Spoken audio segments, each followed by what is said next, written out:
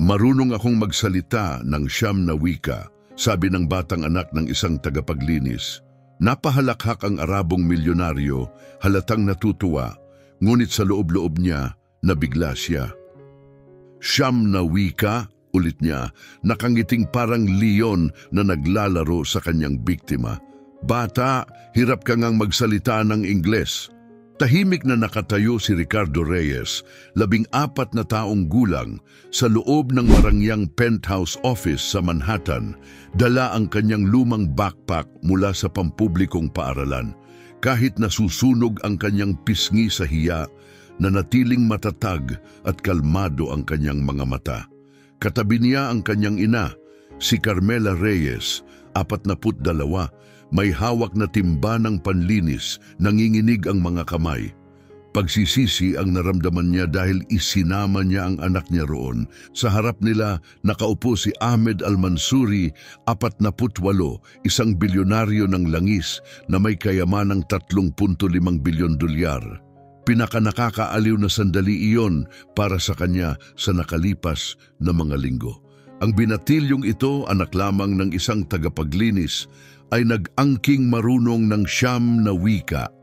At si Ahmed, hindi siya naniniwalang kayang magbasa ng bata ng isang buong aklat sa Ingles. Ricardo, humingi ka ng paumanhin kay Ginoong Al-Mansuri. Bulong ni Carmela, mababa at pagod ang tinig, hubog ng mga taong puno ng takot at pasakit.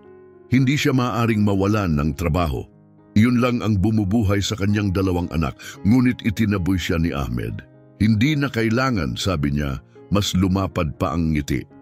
Gusto kong marinig ang alamat na ito. Sige nga, Wonder Boy, ano raw ang siyam na wikang alam mo? Huminga ng malalim si Ricardo. Kahit 14 na taong gulang pa lang, alam na niya na ang mga tulad nila ng kanyang ina ay hinuhusgahan bago pa man magsalita. Mahirap, taga-Bronx, anak ng tagapaglinis. Lahat ng dahilan para maliitin sila ng mga tulad ni Ahmed. Ingles, Kastila, Pranses, Aleman, Arabe, Mandarin, Ruso, Italiano, Portuges. Mahinang sagot ni Ricardo. Bawat salita ay malinaw na binigkas na napahinto si Ahmed kahit 1 segundo lang.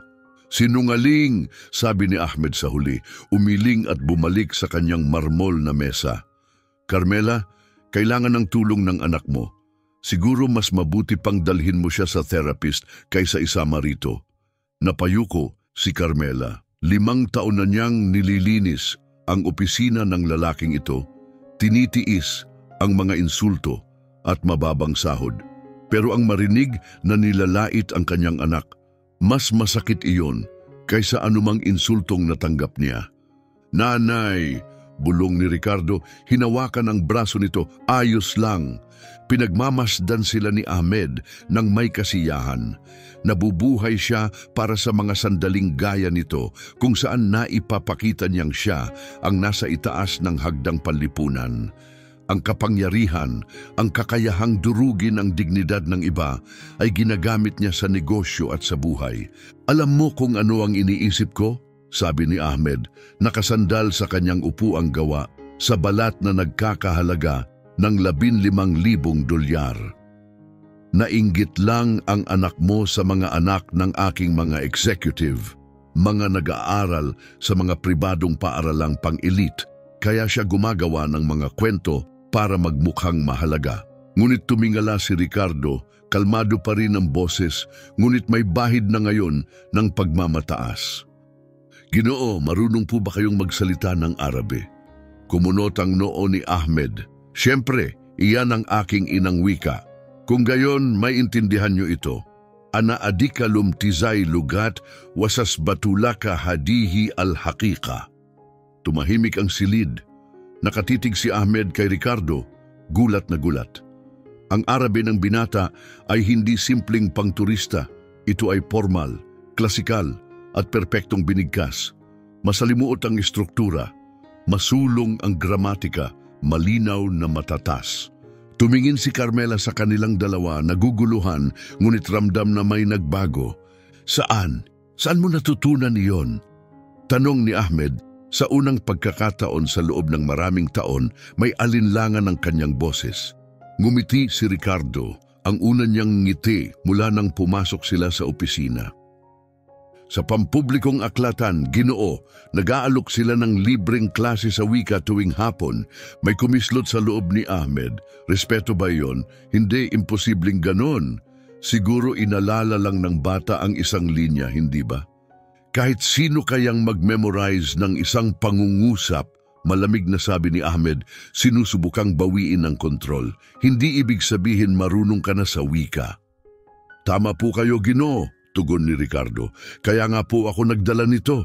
Binuksan niya ang kanyang backpack at inilabas ang isang dokumento na wala ang ngiti ni Ahmed, isang opisyal na sertipiko ng kasanayan sa wika mula sa Columbia University iyon na may mataas na marka sa lahat ng 9 na wika.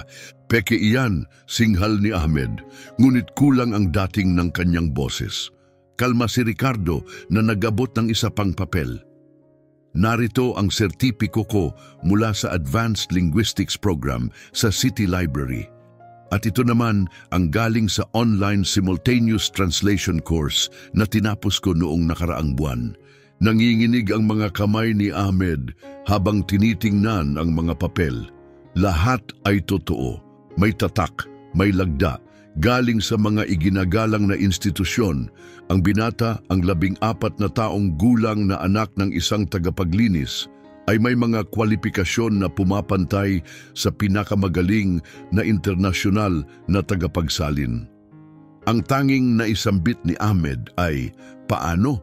Ngunit ang katotohanan, hindi pa iyon ang pinakamalaking sikreto ni Ricardo. Hindi alam ni Ahmed na dumating ang binata sa opisina na iyon na may misyon. At ang kanyang matutuklasan ay yayanig sa buong pag-unawa ni Ahmed tungkol sa talino, merito at tunay na halaga ng tao. Gusto mo bang malaman kung paano nilampasan ng isang binatilyo ang isang bilyonaryo? Nais mo bang tuklasin ang sikreto niyang matagal nang itinatago? Huwag kalimutang mag-subscribe dahil malayo pa ang kwento. Hindi dumating si Ricardo ng aksidente. Sa loob ng ilang buwan, naghanda siya, nag-research, nagplano, naghintay. Lahat para sa sandaling ito. Hindi lang niya pinapatunayan ang sarili. May ibubunyag siya tungkol kay Ahmed. Isang nakamamanghang katotohanan. Matagal na nakatitig si Ahmed sa mga papel, desperadong maghanap ng bahid ng pandaraya. Ngunit habang tumatagal, lalo itong luminaw, ang kanyang kayabangan ay napapalitan ng takot. Totoo ang mga lagda, opisyal ang mga selyo at tama ang mga petsa, mukhang 3 taon ng tuloy-tuloy na akademikong progreso. Pero nanatiling nagdududa si Ahmed at pabulong na sinabi, wala pa rin yung pinapatunayan. Kahit sino pwedeng mag-enroll sa mga online na klase. Tama po kayo. Mahinahong tugon ni Ricardo, masyadong kalmado na ikinailang ni Ahmed. Kaya nga po ako may dala pang iba. Kinuha ni Ricardo ang kanyang tablet mula sa backpack. Binuksan niya ang isang video calling app at ilang segundo lang lumitaw sa screen ang isang babae. Nasa isang opisina ng universidad ito, may mga librong nakasalansan sa likuran. Professor Chen, sabi ni Ricardo sa perpektong Mandarin. Maaari po bang kumpirmahin kay Ginoong Al-Mansuri kung paano ako nag-perform sa klase ninyo sa business translation? Ngumiti ang babae at agad sumagot, mabilis at natural sa kanyang sariling wika. Kahit hindi maintindihan ni Ahmed, narinig niya ang ritmo, ang komplikadong gramatika at kung paano maayos na nakikipagpalitan si Ricardo. Hindi lamang siya nagsasalita, halatang lubos niyang nauunawaan ang lahat. Pagkatapos, lumipat sa Ingles ang propesor at hinarap si Ahmed. Ginoong Al-Mansuri, si Ricardo ang pinakamatalinong estudyante na nagkaroon ako sa loob ng mahigit 15 taon ng pagtuturo. Sa edad na 14, ang kanyang kasanayan sa Mandarin ay katumbas ng isang taong lumaki sa Beijing. Siya ay pambihira. Walang imik na ibinaba ni Ahmed ang tawag. Bahagyang nanginginig ang kanyang kamay nang ilapag ang tablet.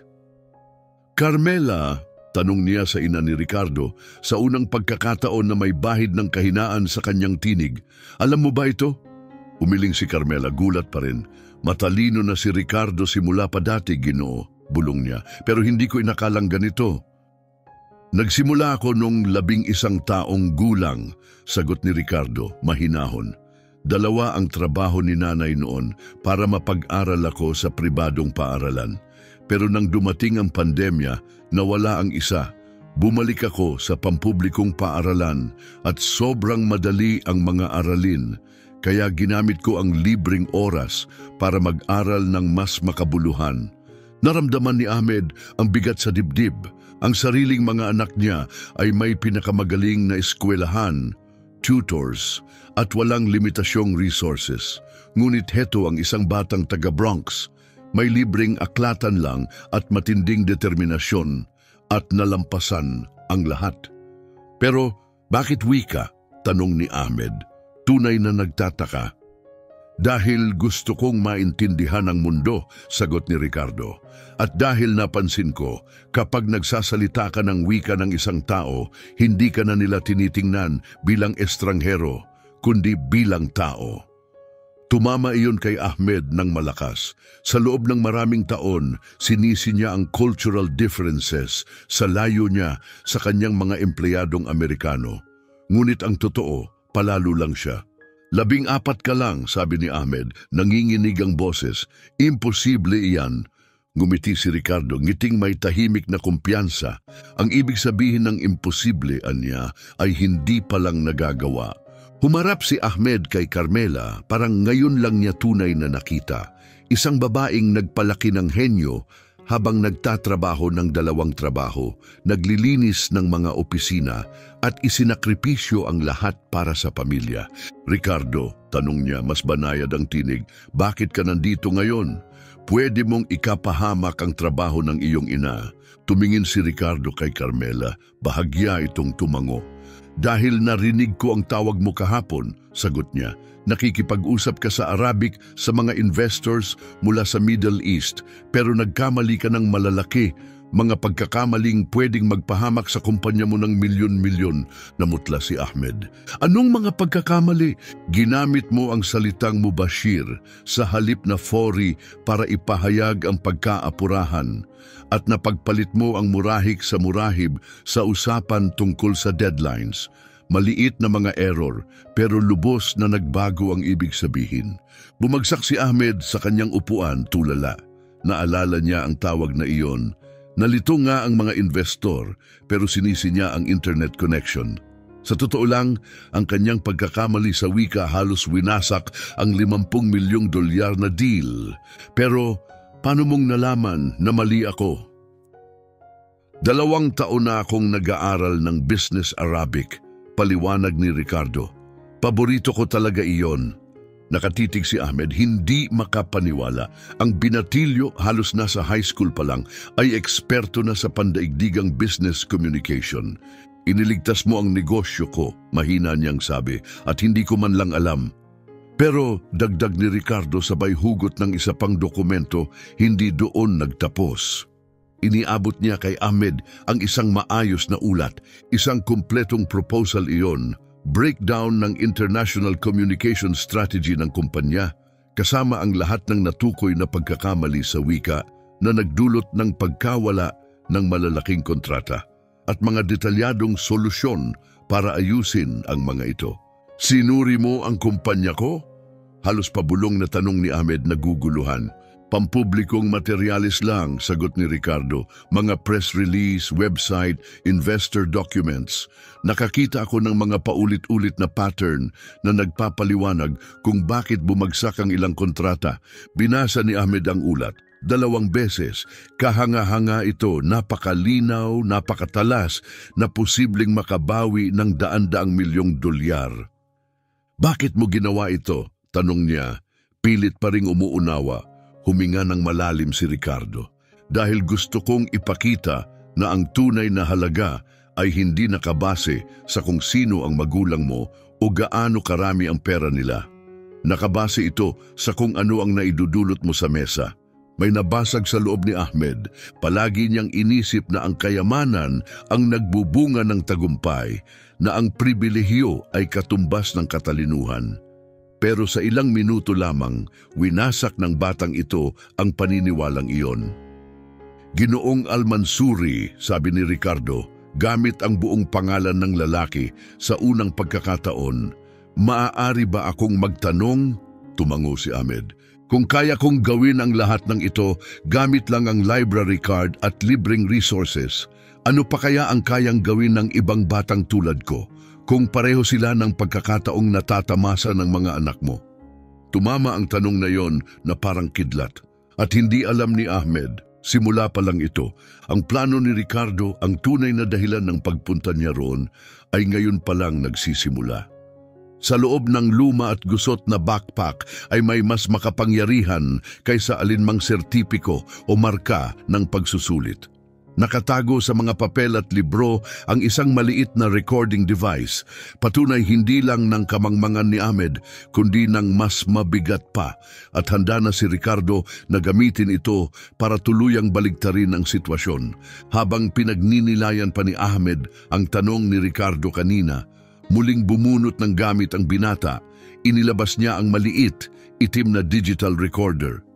Natigilan si Ahmed, nanlamig ang kanyang mukha. Bago ko sagutin ang tanong mo, mahinahong sabi ni Ricardo, kailangan kong ipakita ito. Pinindot niya ang play, napuno ang tahimik na opisina ng boses mismo ni Ahmed, malinaw at walang pagkakamali. Pare-pareho lang ang mga Amerikano, tamad, mangmang, laging naninisi kapag pumapalpak. Kaya Arabo at puti lang ang binibigyan ko ng seryosong posisyon. Napasinghap si Carmela at tinakpan ang bibig, nanlabo ang kutis ni Ahmed, parang gumuho ang mundo niya. Saan mo nakuha yan? Tanong niya, nanginginig ang boses. Sa elevator, walang emosyon na sagot ni Ricardo. Noong nakaraang linggo, nakikipag-usap ka sa Vice President mo tungkol sa pagkuha ng empleyado. Hindi mo napansin na nasa likod mo ako. At biglang naalala ni Ahmed ang usapan niya kay Robert Chun, mainit, pribado at lubhang nakakasira. Inakala niyang silang dalawa lang. Hindi mo pwedeng gawin ito, sigaw ni Ahmed. Pribadong usapan niyon, illegal iyan, hindi sa New York. Malamig na tugon ni Ricardo.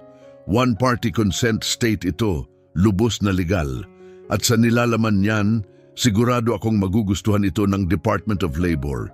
Nagpapanik ang isipan ni Ahmed. Maaaring magdulot iyon ng federal na investigasyon, multimilyong dolyar na kaso at pagbagsak ng kanyang buong imperyo.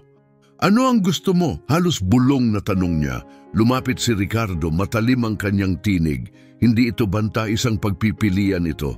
Gusto kong magdesisyon ka, sabi niya, inilapag ang recorder sa mesa ng bilyonaryo. Pwede mong ipagpatuloy ang paniniwala na hindi mahalaga ang mga tulad namin ng nanay ko. At bukas ng umaga, nasa lahat ng news outlet at opisina ng abogado ang recording na ito. Tahimik si Ahmed. Dugtong ni Ricardo, pwede mong patunayan na may natutunan ka ngayon. Muli siyang may inilabas, isang nakasulat na kontrata. Gusto kong i-promote ang nanay ko bilang facility supervisor. May 80,000 dolyar sahod.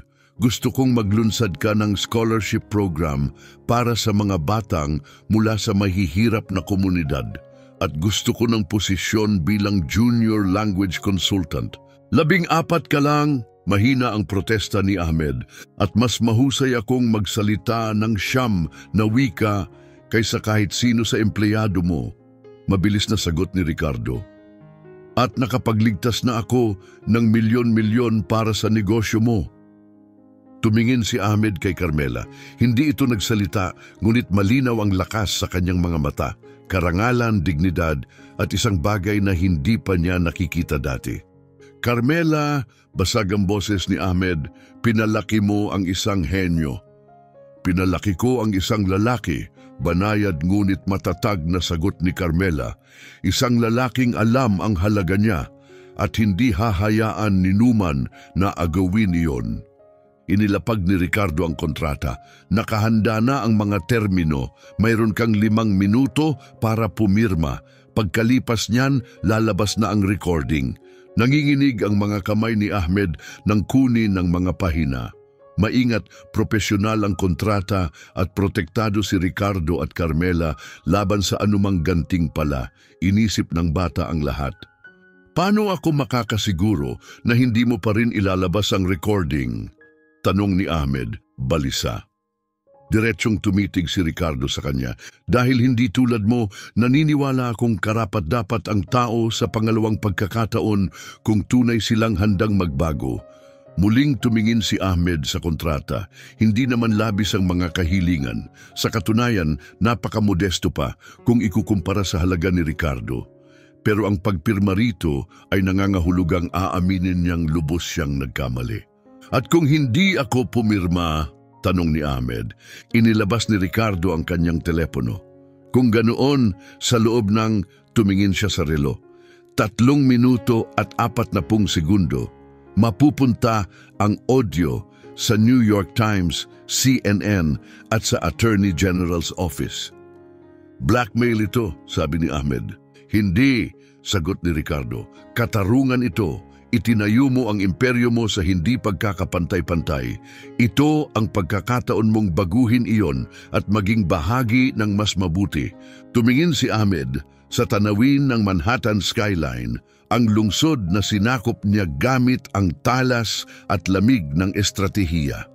Ngunit dito, sa sariling opisina, isang binatilyo ang lumampas sa kanya. Humarap siya kay Carmela. Tinatanggap mo ba ang promosyon? Tumingin si Carmela kay Ricardo. Tumango ang anak. Oh, malinaw niyang sagot. Kinuha ni Ahmed ang gintong panulat sa mesa at pumirma. Ricardo Reyes, dahan-dahang sabi niya, itinuro mo sa akin ang pinakamahal at pinakamahalagang aral ng buhay ko. Anong aral? Tanong ni Ricardo. Na ang tunay na talino ay hindi nakasalalay sa pinagmulan mo o sa yaman ng mga magulang mo. Nakabatay ito sa kung paano mo ginagamit ang mga pagkakataong likha mo mismo. Ibinulsa ni Ricardo ang recorder at iniabot ang kamay. Maligayang pagdating sa ika-21 siglo, Ginoong Al-Mansuri. Niyugyug ni Ahmed ang kamay ng binata, ngunit alam niyang sa kaloob-looban, hindi lang ito kasunduan sa negosyo, isa itong panimula ng ganap na bagong pananaw sa mundo. At gaya ng lagi, kaswal na inilabas ni Ricardo ang 2 pang recording device mula sa backpack. At saka pala, may ngiting sabi niya, na-record din ang buong pulong na ito, ang boses mo, ang pirma mo, lahat, para kung sakaling magbago ang isip mo. Sa unang pagkakataon sa maraming taon, tumawa si Ahmed, hindi malupit na tawa, kundi tawa ng tunay na paghanga. Nakakatakot kang maging matalino, bata. Hindi, tugon ni Ricardo na may banayad ng ngiti. Mas handa lang talaga ako. Akala ni Ahmed natutunan na niya ang pinakamahalagang aral ng kanyang buhay, ngunit nagkamali siya. Itinabi ni Ricardo ang huling sorpresa, isang patunay kung gaano kaingat niyang pinlano ang bawat hakbang at isang nakatagong katotohanan tungkol mismo sa nakaraan ni Ahmed. Isang katotohanang magbabago sa lahat ng paniniwala niya tungkol sa tagumpay, pribilehiyo at merito. Nakaupo si Ahmed Al-Mansuri sa isang bilog na mesa sa loob ng Bronx Public Library. Palibot sa kanya ay 12 ng kabataan, matalino, puno ng pangarap, mula sa mga komunidad na kapos sa pagkakataon, lahat bahagi ng scholarship initiative na minsang hiningi ni Ricardo. Ang parehong taong minsang tumingin sa pampublikong aklatan bilang tanda ng kahirapan, ngayon ay nakikita itong puso ng tunay na pagkatuto. Ginoong Al-Mansuri, tanong ni Mary, isang masiglang 15 anyos na batang Latina, totoo bang nakuha ni Ricardo ang unang trabaho niya dahil sa pagbablackmail sa iyo? Tumawa si Ahmed, tunay na tawa, hindi tulad dati. Totoo, sabi niya. At sa totoo lang, iyon ang pinakamagandang bagay na nangyari sa akin. Ilang hakbang ang layo. Nakaupo si Ricardo, ngayon ay 15, sa isang mesa. Nire-review ang mga kontratang $1,000,000 ang halaga. Formal ng kinikilala bilang pinakabatang language consultant sa kasaysayan ng korporasyong Amerikano. Nakalikha na siya ng mahigit $200 milyon para sa Al-Mansouri Industries sa loob lamang ng 6 na buwan. Ikwento niyo lahat, pangungulit ni Mary. Tumingin si Ahmed kay Carmela na ngayon ay naka-tailored suit at kilala sa buong kumpanya bilang isang respetado at matalas na facility supervisor. Tumango ito ng may init at pagmamalaki. 6 na buwan na ang nakalipas, panimula ni Ahmed. Mayaman ako pero malungkot. Inakala kong mas mabuti ako kaysa sa iba dahil sa yaman. Pero itinuro ni Ricardo na ang tunay na talino ay hindi tungkol sa kayamanan o pinagmulan, kundi kung paano mo ginagamit ang mga pagkakataong likha mo. Pero paano niya nalaman na gagana talaga iyon? Tanong ni Carlos, 13, na kasalukuyang nag-aaral ng coding sa youth program ng kumpanya. Itinaas ni Ricardo ang ulo mula sa kanyang mga papel. Nag-research ako, simple niyang sagot. Inaral ko si Ginoong Al-Mansouri ng ilang buwan. Natuklasan kong dumating siya sa US mula Lebanon sa edad na 16, halos walang marunong na Ingles, at itinayo ang kumpanya mula sa wala. Dahan-dahang tumango si Ahmed. Ipinaalala sa akin ni Ricardo kung sino talaga ako dati. Naging katulad na ako ng mga taong minsan ay nagdiskrimina sa akin. Nawalan ako ng koneksyon sa aking pinagmulan. At ngayon? Tanong ni Mary. Ngayon, sagot ni Carmela na puno ng pagmamalaki. Ang kumpanya namin ang pinakakomprehensibong diverse sa buong industriya. Nag-hire kami batay sa kakayahan, hindi sa tirahan o apelyido. Tumayo si Ahmed at lumapit sa dingding kung saan nakasabit ang mga sertipiko, nagbibigay pagkilala sa unang 50 benepisyaryo ng Ricardo Reyes Young Talent Program. Gusto niyo bang malaman ang pinakamahalagang bagay na natuklasan ko? Tanong niya. Ano? Sabay-sabay na tugon ng mga kabataan na kapag nag-invest ka sa mga taong may talento, anumang pinagmulan nila, hindi lang sila ang lumalago, kundi pati ikaw. Isinara ni Ricardo ang kanyang laptop at lumapit. Si Ahmed Al-Mansouri na minsang namuno sa pamamagitan ng takot, ngayon ay nakikinig na may respeto at paghanga. Lahat laban kay Ricardo, sabi ni Ahmed. Ngunit nagkaroon siya ng tapang na hamunin ang isang makapangyarihan kahit pwedeng ikapahamak ng trabaho ng kanyang ina. Pero may plano ka, di ba? Nakangiting tanong ni Mary. Ngumiti si Ricardo. Laging may plano, sagot niya, at laging may patunay para suportahan ang kaso mo. Tumayo si Carmela, tiningnan ang oras. Kailangan na nating umalis, Ricardo. May meeting tayo kasama ang Japanese investors sa loob ng 1 oras. Habang papalabas, hinarap ni Ahmed ang grupo ng kabataan. Gusto niyo bang malaman pa? Tanong niya. Mas malaki na ang kinikita ni Ricardo ngayon kaysa sa akin noong edad niya. Dahil ba sa mana? Tanong ng isa. Hindi, sagot ni Ahmed nang may pagmamalaki. Dahil sa talento, dahil sa pagsisikap, dahil sa merito. Sa labas, sumakay sila sa makinis na itim na Mercedes, ang bagong company car ni Carmela. Habang umaandar ang sasakyan, humarap si Ahmed kay Ricardo. Mas personal ang tinig. Ricardo, may aaminin ako. Ano yon? Hindi lang negosyo ang iniligtas mo rin ako. Napatigil si Ricardo. Ano ang ibig mong sabihin? Nagiging tao akong hindi ko ginustong maging, sabi ni Ahmed. Mayaman, makapangyarihan, pero hungkag. Ipinaalala mo sa akin na ang tunay na tagumpay ay kapag ginagamit mo ang kapangyarihan mo para iangat ang iba, hindi para yurakan sila. Hinalikan ni Carmela ang noo ng anak. Ipinagmamalaki kita, anak. Hindi dahil sa sweldo mo, hindi dahil sa reputasyon mo, kundi dahil sa klase ng taong nagiging ikaw. At ako, dagdag ni Ahmed, ipinagmamalaki na natuto ako mula sa inyong dalawa. Ipinakita niyo na ang pamilya ay hindi lamang tungkol sa dugo, kundi sa mga taong nagtutulak sa iyo na maging mas mabuti.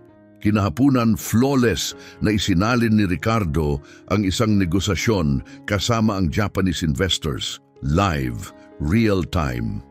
natapos ang pulong sa isang $500 milyong groundbreaking deal. Habang naglalabas ang lahat, nilapitan sila ng isang Forbes journalist. "Ginoong Al-Mansuri," tanong nito, "ano ang pakiramdam na ikaw ang kauna-unahang billionaire CEO na may 15 anyos na consultant?" Ngumiti si Ahmed, wala na ang anino ng dati niyang pagkatao. "Pakiramdam ko, natutunan ko na ang tunay na kahulugan ng pamumuno, hindi ito tungkol sa pagiging pinakamatalino sa silid, kundi sa pagkilala at pagpapalakas sa talino ng mga nasa paligid mo." Humarap ang reporter kay Ricardo. "Ano ang masasabi mo sa ibang kabataan na sumusubaybay sa iyong kwento?" Nagmuni si Ricardo bago sumagot. "Huwag niyong hayaang iba ang magtakda ng halaga ninyo batay sa itsura o pinagmulan. Hindi pinipilit ng background ang inyong kinabukasan. At higit sa lahat, laging may patunay sa likod ng inyong mga salita." "Huling tanong," sabi ng reporter, "sa palagay mo ba makaka-inspire ang kwentong ito sa iba?" Sumulong si Carmela, puno ng paninindigan ng tinig. "Patunay ang kwentong ito ng isang bagay kapag pinagsama mo ang talento at pagkakataon at lakas ng loob at paghahanda, walang hangganan ang posibleng marating." Maingat na tumango si Ahmed. "Itinuro sa akin ni Ricardo na ang tunay na yaman ay hindi nasusukat sa kung ano ang pagmamay-ari mo, kundi sa kung ano ang nalilikha mo. At ang pinakamagandang investment na maaaring gawin ng sinuman ay sa mga tao. Ang kwento ni Ricardo ay patunay na ang tunay na talino ay walang lahi, walang antas panlipunan at walang hangganan sa edad. Kung ang paglalakbay na ito ng tapang, katarungan at pagbabago ay nagbigay inspirasyon sa iyo, huwag kalimutang mag-subscribe sa channel para sa iba pang makapangyarihang mga kwento. Mga kwentong nagpapaalala sa atin na ang kaalaman ang tanging sandata na hindi kailanman maaagaw sa iyo. Minsang ginamit ni Ahmed ang kanyang kayamanan upang maliitin ang iba. Ngunit natutunan niya ang isang makapangyarihang aral. Huwag kailanman maliitin ang matalim na isipan na handang-handa. Nadiskubre niya na ang tunay na kapangyarihan ay hindi nanggagaling sa pera sa iyong bank account, kundi sa mga buhay na iyong inaangat. At kung minsan, ang pinakamahalagang aral ng iyong buhay ay nagmumula sa taong hindi mo inaasahan.